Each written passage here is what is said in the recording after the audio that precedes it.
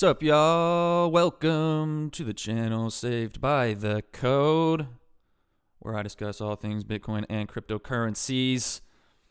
Hope y'all are doing all right out there in this mad world. I hope you're happy, not mad. And got my Bitcoin shirt on. It says the revolution begins. And yes, the revolution has begun and is here. It really is a revolution in money. You know, we had the car, which revolutionized transportation. We have the internet, which revolutionized information transfer, communication.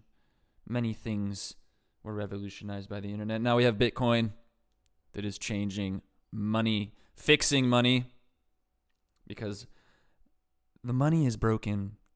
I don't know if you've noticed, but our money doesn't work. It doesn't work. The financial system is currently melting, and they continue to print money. Unchecked, by the way. There's no regulatory agency overseeing where all that money goes, where your hard-earned tax dollars go. No. Why would they have a regulatory agency for that? Even if they did, it would be fraudulent because there is no regulatory agency, government agency that is not fraudulent. The IRS, the Internal Robbery Service, an extortionist mafia, the SEC is just horrible. The FDIC, the FDA. Oh, the FDA is a great one.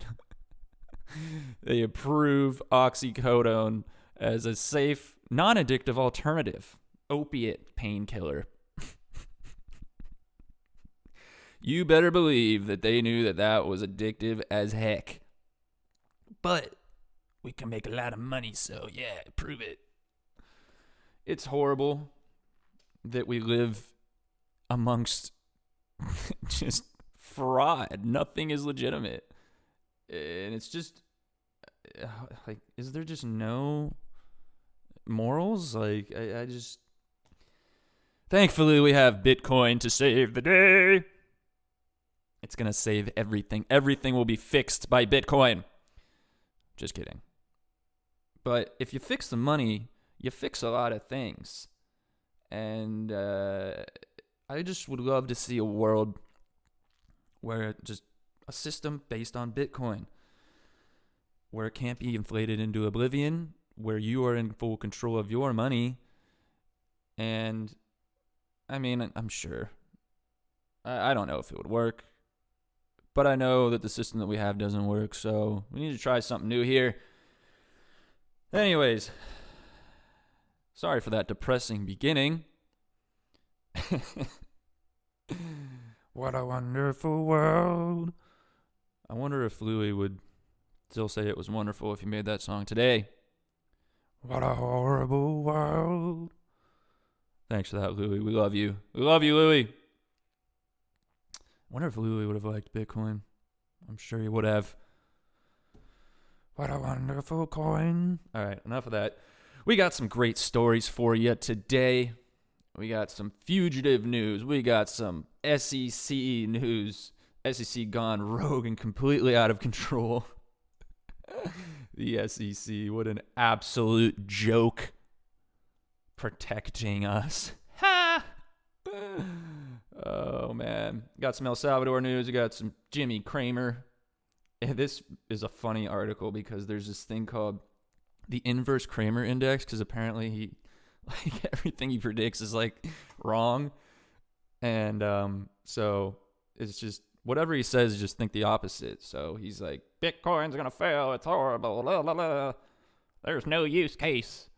How can you not see a use case for a decentralized ledger that allows you to be your own bank, transfer value anywhere to anybody in the world, 24/7, 365, unconfiscatable? You're just delusional, or you're being paid off. And we got this $1 million Bitcoin in 90 days article because of hyperinflation, which is, I mean, hey, maybe it could happen. And we got all sorts of good stuff for you today. So let's start off with this Fugitive stuff. So this guy, Do Kwon, has been on the run for almost a year now, and he was a co-founder in this blockchain called Terra. And it completely melted down a year ago, or it's like May of 2022. $40 billion were just gone overnight. Not even kidding. It was like within like a 48-hour period. So I guess over 2 nights. Excuse me. The coin went from like $120 to 0.00001 cent in like 48 hours.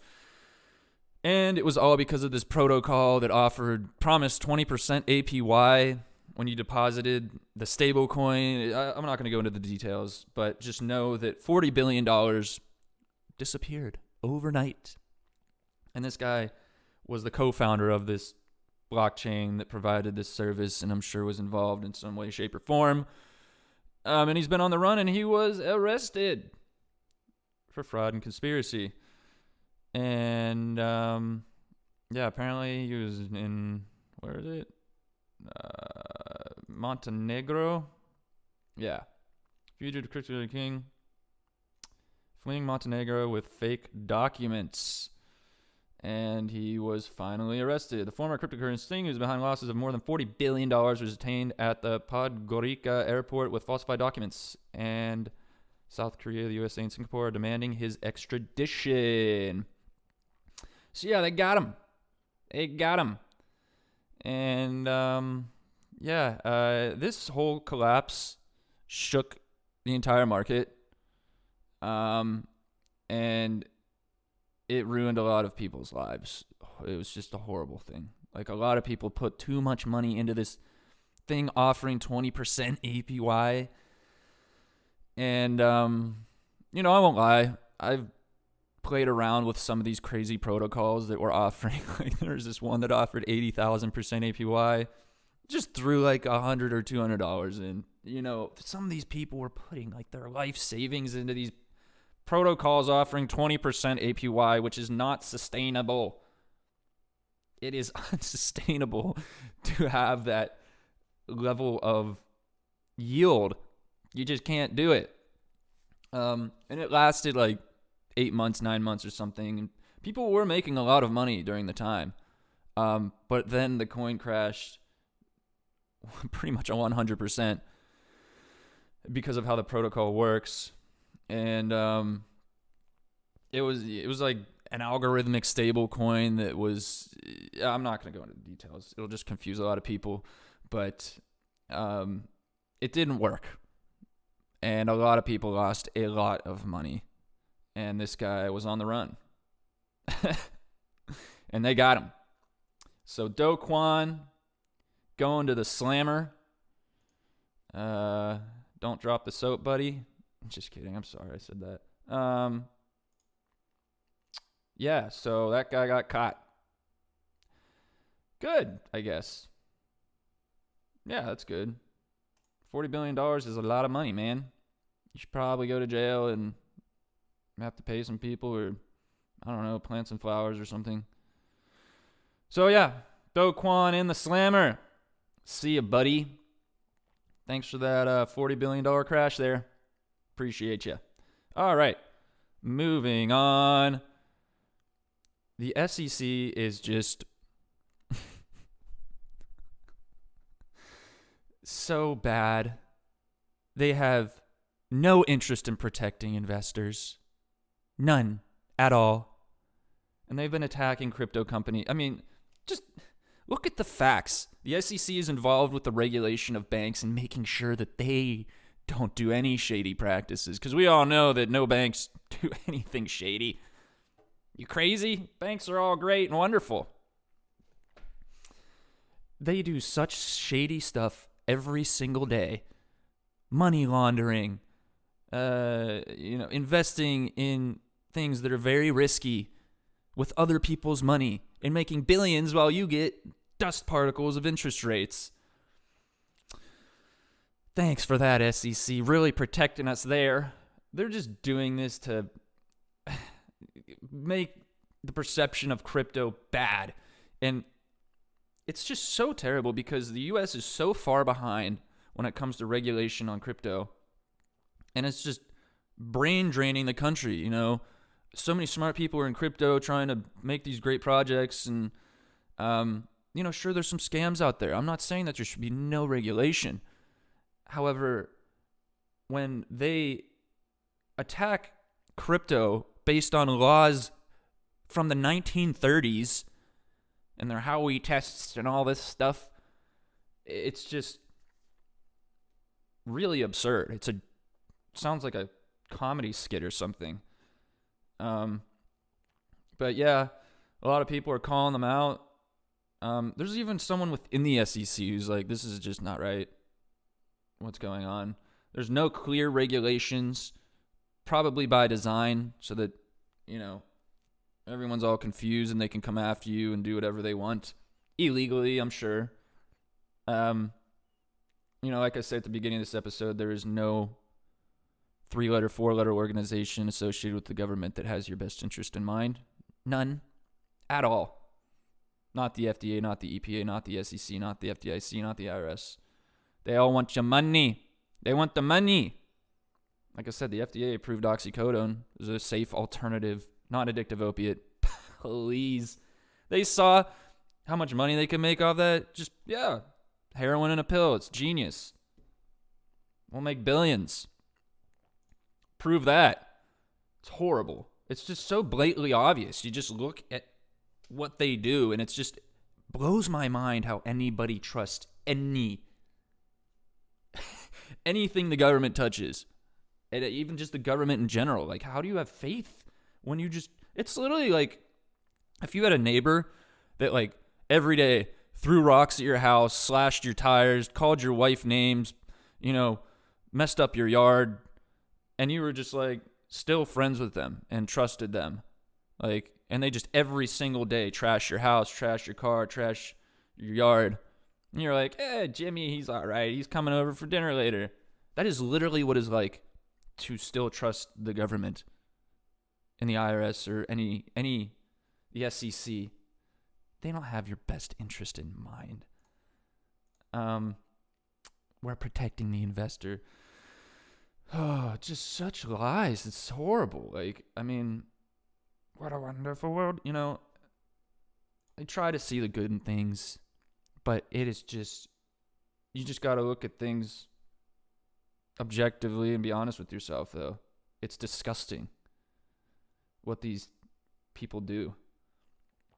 No morals anywhere. That's what money does. And it's not the money that's bad, by the way. It's the people. Money's the root of all evil. Guns are bad, you know? No, it's people. Yeah, so I mean, the SEC is just attacking crypto, and it's just ridiculous what they're doing. You know, this article says SEC's war on crypto is scare tactics. Yeah, they're just flexing. This guy says, this lawyer, you know, people are lashing out at the SEC. The war against crypto is a strategic move towards helping the incumbents get a major share of the industry. Yeah. They probably see the potential in crypto, and they're like, we want that. I want the money. Like always, they want the money. And, yeah, so they're just taking over everything. We're in control here. You know, they're just attacking all these exchanges. You know, it says here, significantly, he noted the list of the financial assets at the 1934 Securities Act. It's just so ridiculous. 1934, and we're using that to classify crypto as a security. Excluded, like, the list of the financial assets of the 1934 Securities Act excluded, like, the token, digital asset, alphanumeric code, or software code. Yeah, I mean, there's just nothing about it in the 1934 Securities Act. It's just so ridiculous, the world we live in. And the funny thing is, though, is that they have come out and said that Bitcoin is not a security, which it isn't. And neither are a lot of other cryptos, but apparently, I mean, they just make stuff up. That's what they can do. We just make it up and everyone will listen because we're in charge.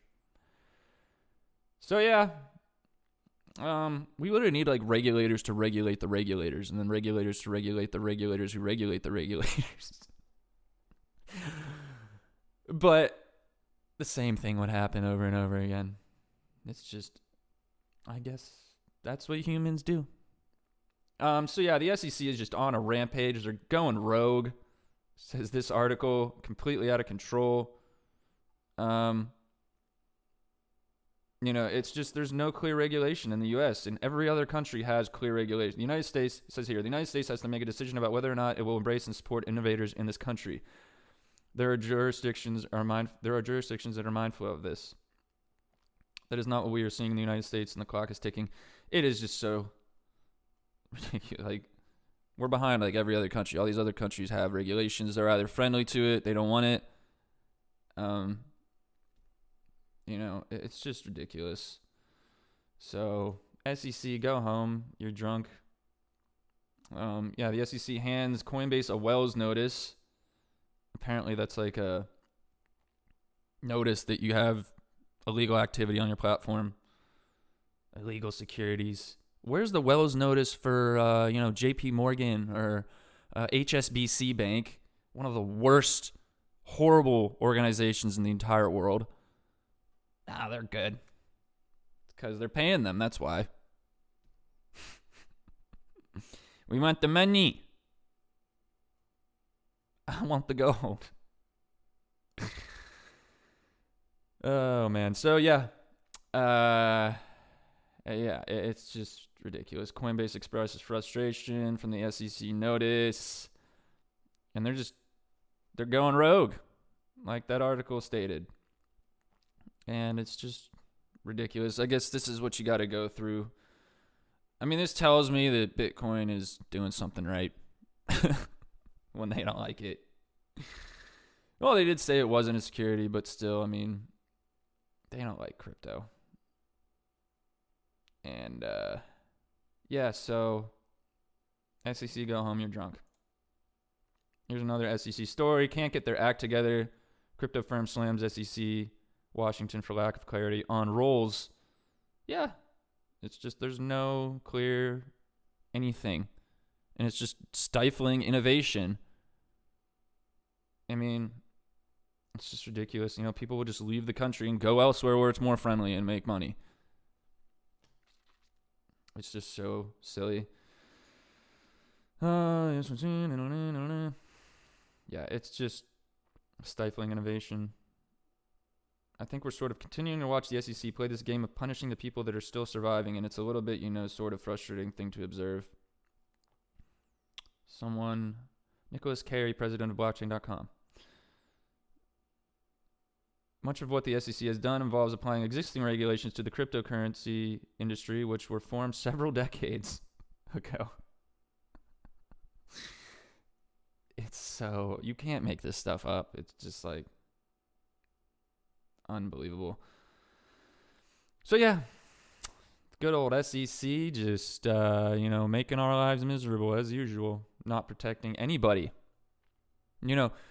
I could go out and buy as many lottery tickets as I please. I can go spend as much money as I want at the casino. Where's the SEC? I thought they were supposed to protect me.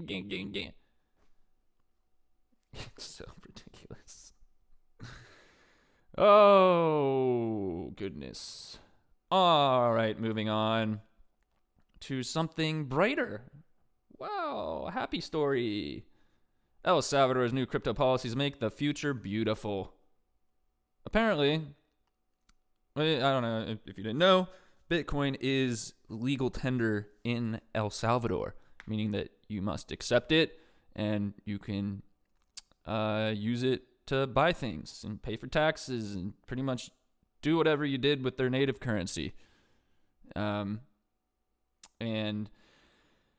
it's a pretty crazy and awesome experiment that seems to be working. El Salvador's still all right. They didn't blow up or anything from making Bitcoin legal tender. Everything's just fine. Yeah, apparently they the president Nayib Bukele, the policies there, the new ones, is that all crypto assets except Bitcoin would be considered as securities, while Bitcoin would be viewed as money, thus creating a Bitcoin country.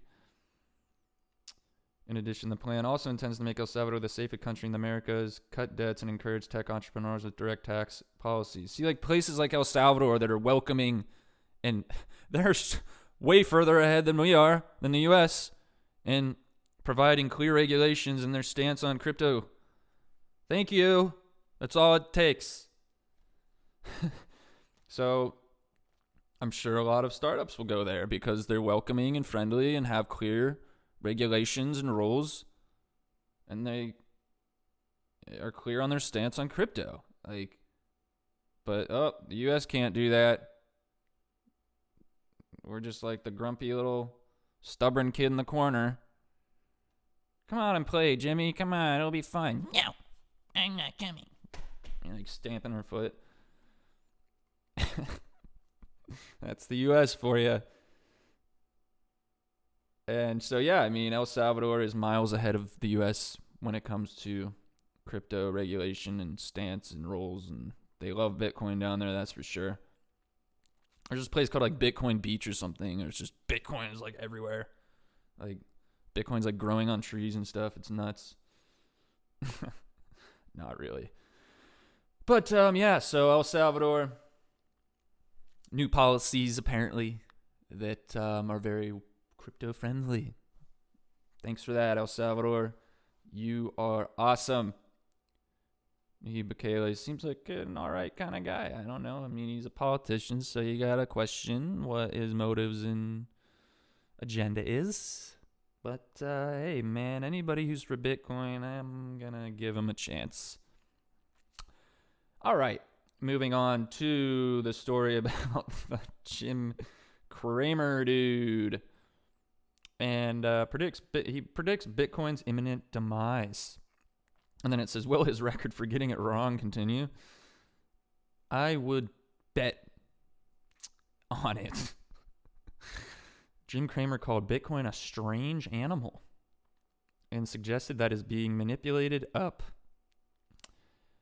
Not going to lie, there's manipulation in every single market. There's manipulation in Bitcoin. There's manipulation. I mean, it's just welcome to Earth. I don't think it's possible to create a manipulated free market. Manipulate free market, whatever. Is that possible? I don't know. Maybe in the future we'll have some crazy market. This is the new market. No manipulation. Yeah. And he says that there's no clear use case for Bitcoin.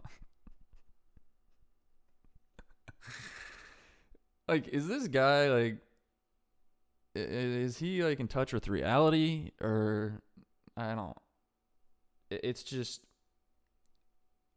so delusional to say something like that. It's, I don't know what his motives are or what is going on. But, it's just so ridiculous that someone, I mean, it's so blatantly obvious. I've been into Bitcoin for 7 years. And it is very simple to use, contrary to popular opinion.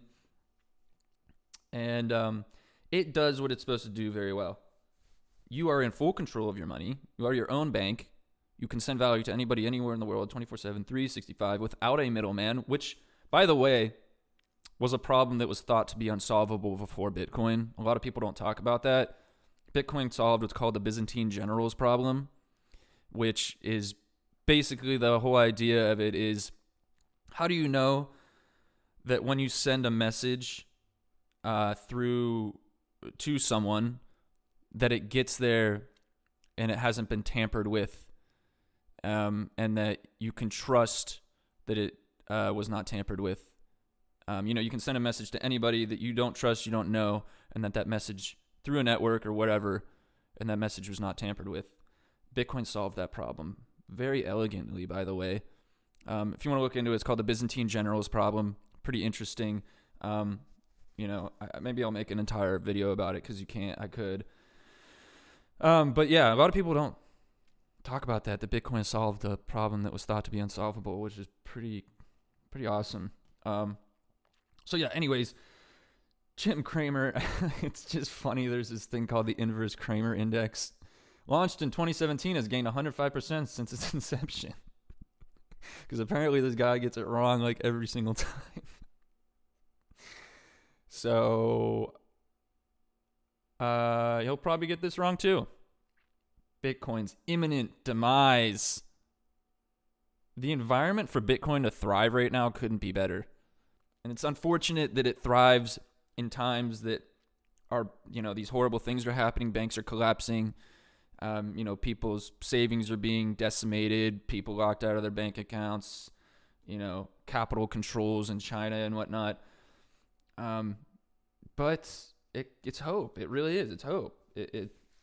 Bitcoin is hope. It's freedom, money, it's hope. A world without Bitcoin is a hopeless world in my eyes. So yeah, Jim Cramer getting it wrong again. I want to check out this inverse Cramer index. That's funny. But all right, thanks for your input there, Jimmy. Go home, you're drunk. I can't help myself. All right, on to the next story. This one's pretty wild.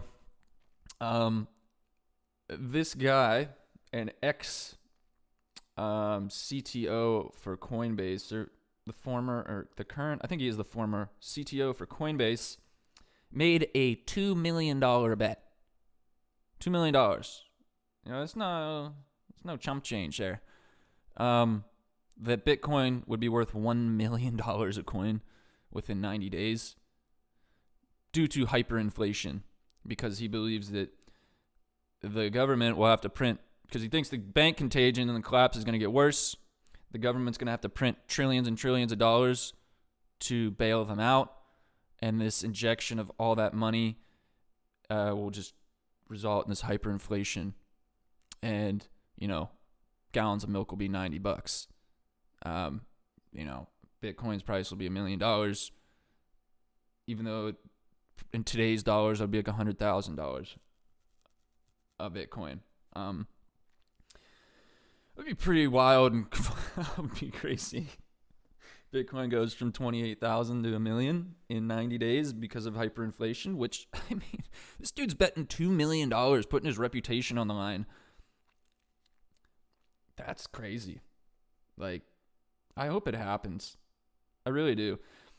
Balaji wagered $2 million that the cryptocurrency would hit this $1 million mark. The current banking crisis and how the Fed has dealt with it by injecting more liquidity into the system tips the economic balance in Bitcoin's favor. Yeah. There's a correlation here. Banks are crumbling, the financial system's crumbling, and Bitcoin is going up. This is exactly what it was designed for. And maybe it won't hit $1 million, but I think its price is going to increase, because where's this money going to go? I don't know why anybody has any faith in banks still. I know we're forced to use them. You have to. However, not diversifying into Bitcoin or even gold or something. Bitcoin's better than gold for a number of reasons. And maybe I'll make a video about that. Just not having any at all is a risk. It's a risk. It just is. And I'm not trying to be like, I told you so, anything. I get it. Everybody's situation's different. It takes some people more time than others. But I think just having that alternative is just so valuable, in my opinion. There's just nothing else on earth like it. With the limited supply, it's not physical. The limited supply is huge. With gold, we don't know how much is out there. That's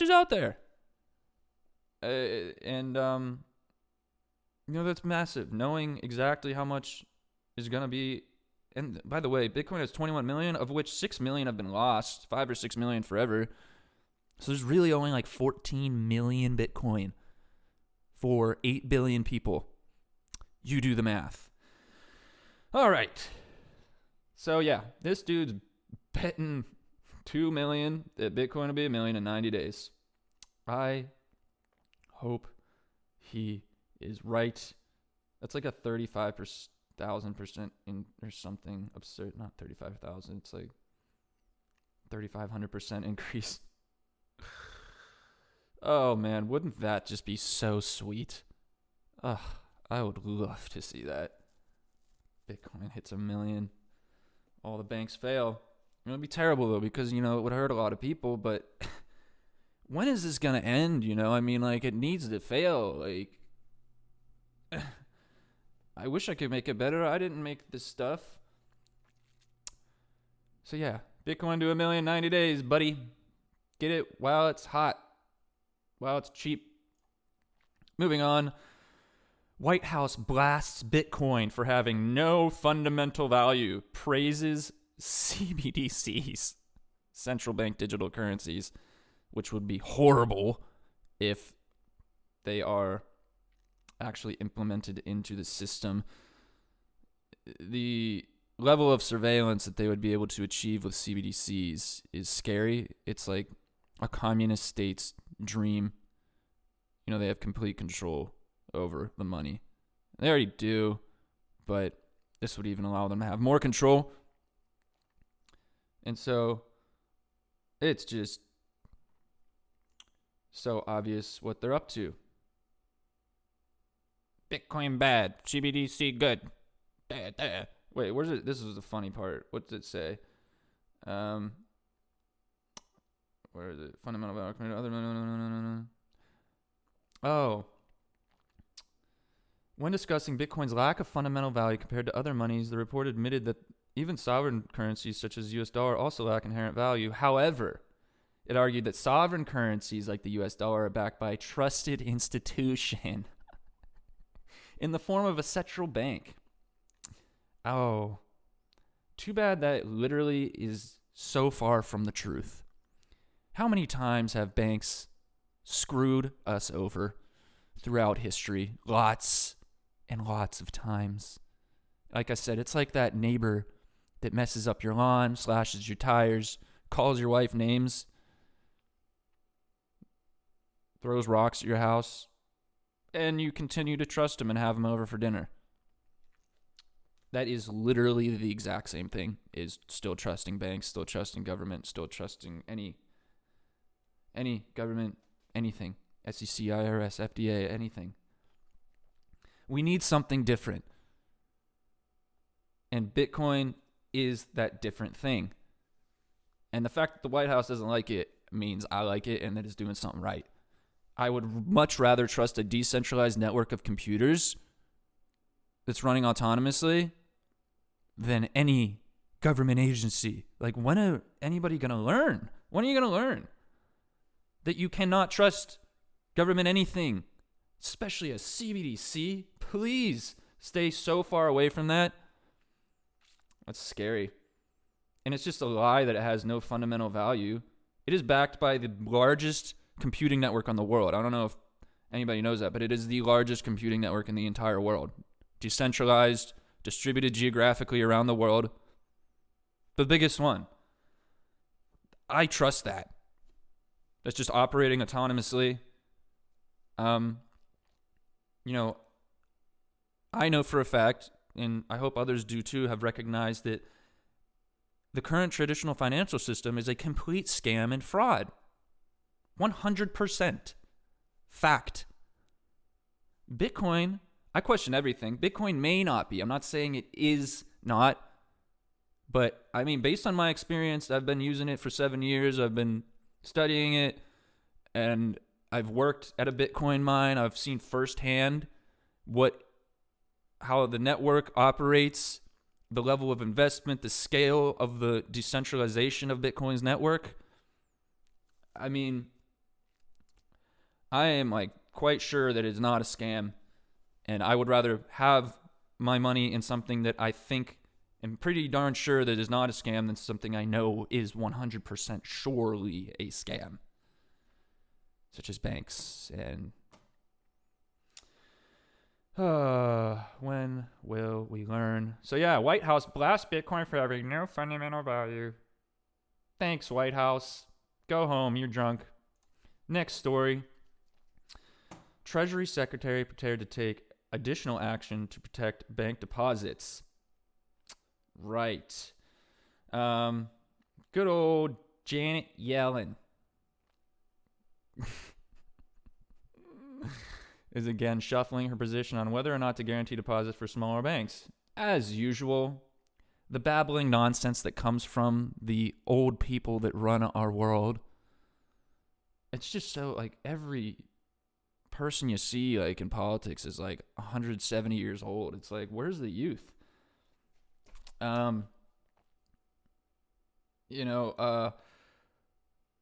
She's been flip-flopping back and forth whether or not to backstop the smaller banks from completely being obliterated.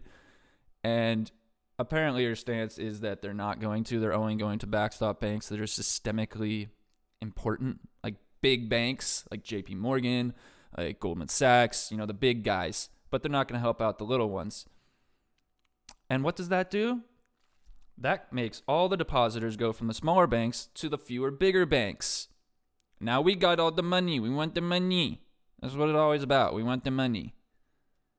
And, that's exactly what will happen. Okay, they're not going to backstop these banks, so I'm going to move into JP Morgan or Goldman Sachs, and now all the money is concentrated in, like, 5 massive banks. And they got all the money. So it's just as usual, babbling, nonsense, lies, just, same thing, how it always goes. They don't have your back. They don't care about your well-being. They want the money. I'm sorry, is that annoying? I hope not. So, yeah, good old Janet Yellen, just, what a...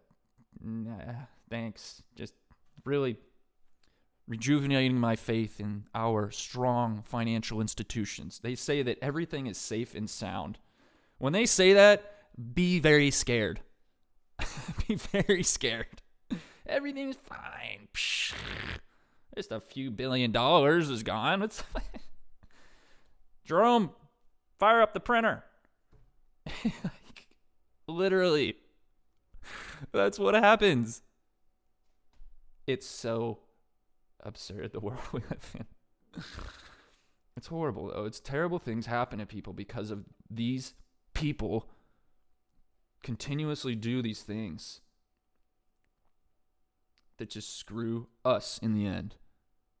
They're fine. They can just print more money. We got a money printer. We can just make money out of nothing. Do you have one in your house? I don't know about you, but I don't. Wouldn't that be nice? Fire up the printer, print out a few hundreds. I need $1,000. Cha-ching, cha-ching. Whoa. There they are. Yeah, so as usual, like I said, just babbling nonsense from the old people in charge. All right. That about does it. This last story is just Sony likes NFTs. Apparently they want to integrate them into video games. It's pretty cool. NFTs, I've warmed up to them. I used to think they were really stupid, as I'm sure many people did. What's this picture of a monkey? It's $1 million. Like, I think some of the prices are a little nutty, but who cares? Like, if someone's willing to pay that much money, let them buy it. It's the same with art. Like, people pay exorbitant amounts for art. Of, like, I think there's, like, one thing. It's, like, just literally a white canvas. And, like, the art is you. It's just, like, $1 million. Blank canvas. Like, or, like, a banana taped to a wall or just something. 40 million. It's just, like, same thing. The art world has ridiculously priced pieces that look stupid. And, but it's all subjective. Maybe you think it looks nice. I think some art that sells for a lot of money looks pretty stupid. So do NFTs. But it's all subjective, Maybe what you find beautiful, I don't. And then it could go the opposite way. But yeah, so like I said, NFTs are pretty cool. They are. They're like these fun little digital collectibles on the blockchain. Like I said, I thought they were really stupid at first. I've actually worked for an NFT startup, so I saw firsthand. People really like NFTs. People like to collect things. And we live in the year 2023, so we're going to have digital forms of that. And NFTs do make sense. Like you can see that it's an original on the blockchain. It's literally like a certificate of authentication that you could get with a piece of art to say it's an authentic piece. It's not fake. The NFTs, you can see it instantly for free. Anybody can see that it's an original. I think that's pretty cool. Even if it's a monkey picture selling for $2 million, which, oh my gosh, I kick myself so hard. I don't know if you've heard of Bored Ape Yacht Club, but they are like the poster child for NFTs. And I could have bought one for, at the time, Ethereum was like $2,000. So I could have bought a Bored Ape for 1 Ethereum, which was $2,000. And at the time, I was like, this is stupid. What the heck? They went up to 150 Ethereum at the peak. Was the cheapest one you could get.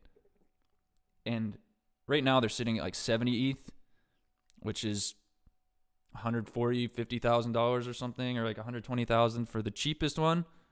But when it was like 150 ETH was the peak. I missed that boat. Man, I kicked myself so hard for that. But at the time, who would spend $2,000 on a monkey picture? Ugh. Anyways, yeah, Sony likes NFTs, wants to integrate them into their games. Let's check out the market here. But yeah, that pretty much does it for this video. I hope everybody enjoyed that. I know I'm kind of absurd sometimes, but that's me. So the market is, Bitcoin sitting at 27,800, ETH at 1750. Tether's at $1. Whoa, USD coins at $1. Wow. I should have bought. Idiot. Market's not due. It's not, it's still, it's red, pretty much red, 3-5% down.